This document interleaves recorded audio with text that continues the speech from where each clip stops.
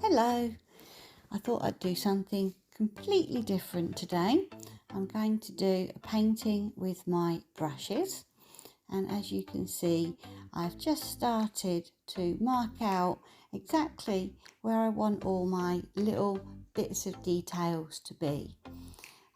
This I'm doing with I do it with a pearl white paint because it reflects nicely and I can see the markings that I've made, but it doesn't show through the painting when it's dry, so I don't like to use a pencil or dark colours when I plan out my paintings. So this particular painting is going to be a scene from the beautiful island of Orkney. We were really lucky and we were able to go there last year and we had such a lovely time. There were beautiful beaches and stunning crashing waves, and in particular I liked that people had built little rock piles and left them for people to find, and I just felt it was completely unique. It was something I hadn't seen before and we just really enjoyed it. So I've got some lovely colours picked out today. I've got very muted tones. The sky will be very light and very pastel. I will have a little touch of a metallic pink in the sky, just a very pastel pink, and also a little bit of pastel green as well, a kind of peppermint I will also put in, a little bit of grey, lots of white, a little bit of banana yellow in the sky as well. And then the seas will be really kind of cool colours, some nice Payne's grey and blues, lots of white, lots of crashing waves, and then I'll have some golds, different champagne golds for the sand, and then I will have lots of greys and browns and very shady areas for some piles of rocks. So I will put this onto hyperlapse for you and you can see the different stages that I'll be going through just as I develop the painting. I've really enjoyed doing it and it was really good fun, and I'm happy with how it's turned out, and I'll show you that at the very end. So I hope you enjoy watching, and we'll see how this all goes.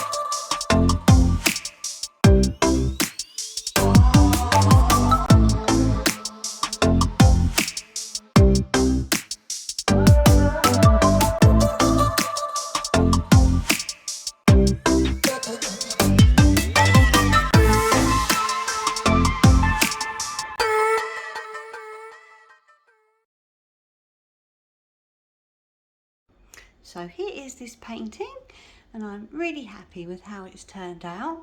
I love the colours in the sky, the pink on the left hand side and centre, and the peppermint green on the right hand side towards the edge.